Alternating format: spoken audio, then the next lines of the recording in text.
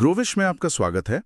आज हम कुछ बहुत ही दिलचस्प दस्तावेजों पर बात करेंगे। ये स्ट्रेस एंड योर बॉडी नाम के कोर्स के कुछ अंश हैं जो हमें तनाव और हमारे शरीर के बीच के रिश्ते को समझने में मदद करते हैं। हमारा मकसद ये समझना है कि ये जो आजकल का मनोवैज्ञानिक तनाव है, मेरा मतलब है शेर के हमले वाला तनाव नहीं, बल्कि ट्रैफिक, काम का दबाव, ये हमारे शरीर और दिमाग पर आखिर असर कैसे डाल रहे हैं।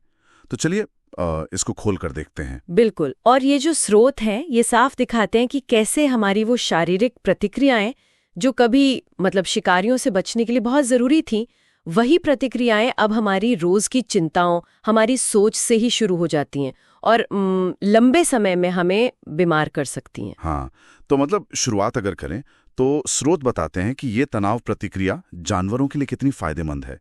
जैसे वो जेब्रा वाला उदाहरण है। हाँ। जब जेब्रा शेर को देखता है और भागता है तो उसके शरीर में वो एड्रेनालिन और ग्लूकोकार्टिकॉइड्स, सही कहा ना मैंने? हाँ, बिल्कुल सही।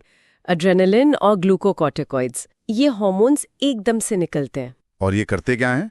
ये तुरंत ऊर्जा जुटाते हैं, है ना? दिल के धड़कन तेज, ब्लड प्रेशर हाई। सही कहा। और शरीर उस वक्त जो जरूरी नहीं है, जैसे पाचन या विकास, उन कामों को रोक देता है।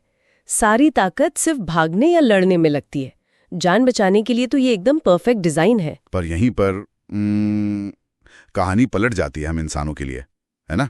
बिल्कुल, यही सबसे दिलचस्प और कह सकते हैं चिंताजनक मोड़ आता है। हम इंसान तो किसी असली शेर को देखकर नहीं, बल्कि सिर्फ ट्रैफिक जाम में फंसने या ऑफिस के किसी ईमेल के बारे में सोच के ही ठीक वैसी ही प्रतिक्रिया शुरू कर देते हैं। हाँ, यही तो। हम सिर्फ सोचते हैं और शरीर ऐसे रिएक्ट करता है जैसे सच में कोई खतरा सामने खड़ा हो। और अगर ये बार बार हो, रोज रोज। और यही तो है असल समस्या की जड़।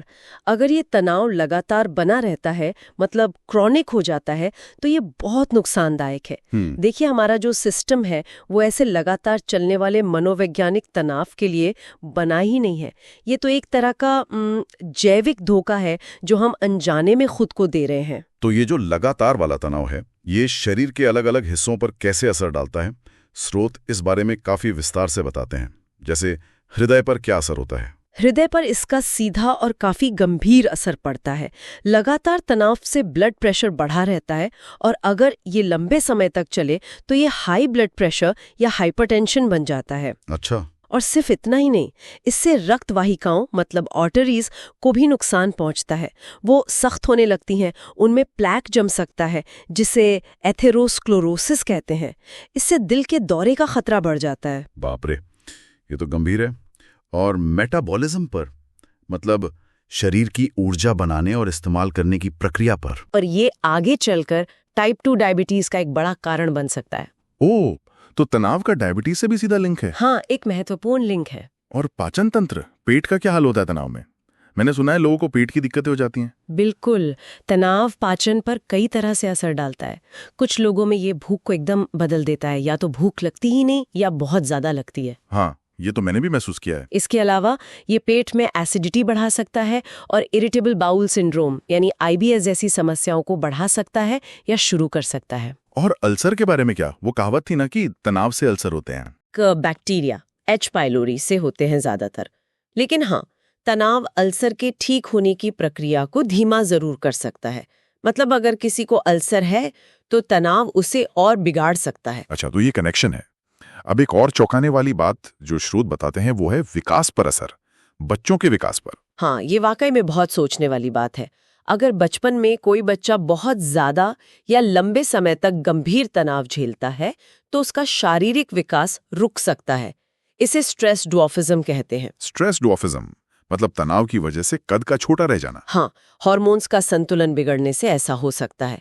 और बात सिर्फ बचपन की नहीं है। स्रोत में डच हंगर विंटर का उदाहरण दिया गया है। हाँ, मैंने पढ़ा था उसके बारे में, द्वितीय विश्व युद्ध के समय। हाँ, उस दौरान जिन महिलाओं ने गर्भावस्था में गंभीर भुखमरी और तनाव झेला, उनके बच्चों में बड़े होने पर दिल की बीमारियां, डायबिटीज और दूसरी स्वास्थ्य समस्याएं ज्यादा देखी गईं।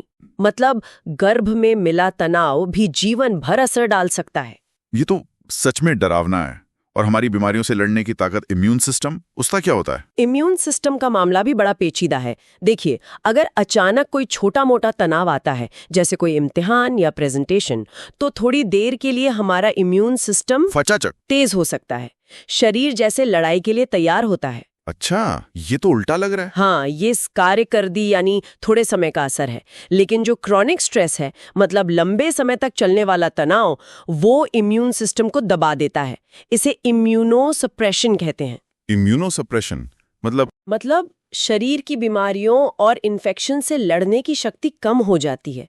इसीलिए जो लोग ज्यादा तनाव में रहते हैं, उन्हें सर्दी जुकाम जैसी छोटी मोटी बीमारियां भी जल्दी पकड़ लेती हैं और गंभीर बीमारियों का खतरा भी बढ़ जाता है। तो इम्यून सिस्टम कमजोर हो जाता है। दिमाग पर भी कुछ असर होता है इसका? हाँ, और दिमाग पर होने वाला असर शायद सबसे ज्यादा चिंता की बात है। लंबे समय का तनाव दिमाग के एक बहुत जरूरी हिस्से हिप्पोकैम्पस को नुकसान पहुंचा सकता है। हिप्पोकैम्पस? ये किस लिए जरूरी है? हिप्पोकैम्पस नई चीजें सीखने और याददाश्त बनाने के लिए बहुत जरूरी है। तनाव इसके सेल्स को नुकसान पहुंचा सकता है, जिससे याददाश्त कमजोर हो सकती है, नई चीजें सीखना मुश्किल हो सकता है। ओह, इसीलिए तनाव में हम चीजें भूलने लगते हैं या ध्यान नहीं लगा पाते। बिल्कुल। और सिर्फ हिप्पोकैम्पस ही नहीं, फ्रंटल कॉर्टेक्स पर भी असर पड़ता है। ये दिमाग का वो हिस्सा है जो सोचने, समझने, फैसले लेने, प्लानिंग करने, मतलब हमारे ऊंचे दर्जे के मानसिक कामों के लिए जिम्मेदार है। तो उसका क्या होता है? तनाव में फ्रंटल कॉर्टेक्स ठीक से काम नहीं कर पाता, हम जल्दबाजी में गलत फैसले ले सकते हैं, अपनी भावनाओं पर काबू रखना मुश्किल हो जाता है। मतलब हमारा सोचने समझने का तरीका ही बिगड़ सकता है। ये सब तो हुए शारीरिक और दिमागी असर, लेकिन क्या इसमें हमारी सोच, हमारा नजरिया या हमारी सामाजिक स्थिति भी कोई रोल निभाती है? मतलब क्या दो लोग एक ही स्थिति में अलग तरह से प्रभावित हो सकते हैं? हाँ, और यहीं पर बात और भी दिलचस्प हो जाती है। स्रोत बताते हैं कि मनोवैज्ञानिक कारक तनाव के असर को काफी हद तक बदल सकते हैं। जैसे अगर किसी तनावपूर्ण स्थिति में हमें लगता है कि हमारे पास कोई आउटलेट है, मतलब अपनी फ्रस्ट्रेशन या गुस्सा निकालने का कोई तरीका, हाँ, या हमें लगता है कि स्थिति हमारे नियंत्रण में है, या कम से कम हम कुछ हद तक उसे प्रभावित कर सकते हैं, जिसे सेंस ऑफ कंट्रोल कहते हैं। अच्छा। या फिर हमें अच्छा सामाजिक समर्थन मिला हुआ है, मतलब दोस्त हैं, परिवार है बात करने के लिए, सपोर्ट के लिए, तो इन सब चीजों से तनाव का बुरा असर कम हो सकता है। मतलब अगर हम अकेले नहीं हैं या बेबस महसूस नहीं कर रहे, तो तनाव उतना नुकसान नहीं पहुंचाएगा। काफी हद तक ये बात सही है, शोध यही इशारा करते हैं। लेकिन ये इतना सीधा भी नहीं है। मतलब ये है कि ये कारक हमेशा या हर किसी के लिए एक जैसे काम नहीं करते। इनका असर बहुत जटिल है। जैसे कभी-कभी बहुत ज्यादा सामाजिक समर्थन भी दबाव जैसा महसूस हो सकता है, या आउटलेट होने के बावजूद अगर स्थिति बहुत ज्यादा खराब है तो शायद उतना फर्क ना पड़े। तो ये एक जटिल इंटरप्ले है। समझ गया। तो मतलब स्थिति के साथ साथ हमारा उस स्थिति को देखना और उससे निपटने के हमारे पास क्या साधन है, ये भी बहुत मायने रखता है। बिल्कुल। हमारा परसेप्शन, हमारी कोपिंग स्ट्रैटेजी, हमारा सोशल नेटवर्क, ये सब मिलकर तय करते हैं कि तनाव हम पर कितना और कैसे असर डालेगा। और इन सब से निपटने के लिए, मतलब तनाव कम करने के लिए क्या तरीके सुझाए गए इन स्रोतों में? व्यायाम, ध्यान वगैरह का जिक्र है? हाँ, स्रोत में व्यायाम, ध्यान, मेडिटेशन और सामाजिक जुड़ाव बनाने जैसे तरीकों का जिक्र है। ये सभी तनाव कम करने में मददगार साबित हो सकते हैं। तो ये काम करते हैं? हाँ, बहुत से लोगों के लिए करते हैं। व्यायाम से स्ट्रेस हार्मोन्स कम होते हैं, मूड अच्छा होता है, ध्यान से मन शांत होता है, फोकस बढ़ता है, और दोस्तों, परिवार के साथ वक्त बिताना हमें भावनात्मक सहारा देता है। लेकिन क्या कोई गारंटी है कि ये सबके लिए काम करेंगे? नहीं, यहीं पर स्रोत एक चेतावनी भी देते हैं। कोई एक तरीका रामबाण नहीं है। मतलब जो तरीका एक व्यक्ति के लिए काम करता है, जरूरी नहीं कि वो दूसरे के लिए भी उतना ही कारगर हो। और ये स्थिति पर भी निर्भर करता है। हो सकता है किसी खास तरह के तनाव के लिए व्यायाम ज्यादा फायदेमंद हो, किसी और के लिए ध्यान। तो इनकी प्रभावशीलता व्यक्ति और हालात पर निर्भर करती है। ये कोई वन साइज फिट्स ऑल वाली बात नहीं है। सही कहा। तो कुल मिलाकर इन सारी जानकारियों का निचोड़ क्या निकलता है, अगर हम सार देखें? निचोड़ यही लगता है कि हमारी जो जैविक तनाव प्रतिक्रिया है, जो कभी हमारे पूर्वजों के लिए जीवन बचाने वाली थी, हाँ, वो शेर से बचने वाली प्रतिक्रिया। हाँ, वही। वो आज की हमारी इस आधुनिक मनोवैज्ञानिक रूप से जटिल दुनिया में हमारे लिए बीमारियों का एक बड़ा कारण बन गई है, क्योंकि अब खतरा असली नहीं, ज्यादातर हमारी सोच में है, पर शरीर रिएक्ट वैसे ही कर रहा है। तो एक तरह से हमारा अपना ही सिस्टम हमारे खिलाफ काम करने लगा है। कह सकते हैं। और ये एक बहुत ही गहरा सवाल खड़ा करता है कि जिस तरह से हम तनाव को महसूस करते हैं और जिस तरह ये हम पर असर डालता है, वो कितना हमारी शारीरिक बनावट, हमारी बायोलॉजी का नतीजा है और कितना हमारी सामाजिक परिस्थितियों, हमारी सोच, हमारी संस्कृति का। बिल्कुल। ये सवाल सोचने वाला है कि क्या तनाव सिर्फ एक शारीरिक घटना है या ये सामाजिक और मनोवैज्ञानिक ताकतों का मिला-जुला नतीजा है।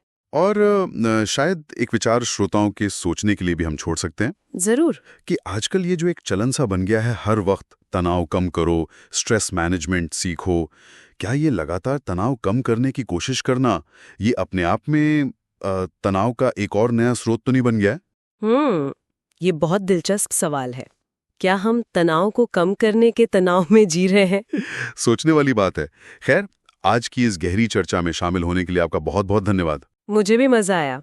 और ऐसी ही ज्ञानवर्धक, सोचने पर मजबूर करने वाली चर्चाओं के लिए ग्रोविश से जुड़े रहें और सब्सक्राइब करना ना भूलें।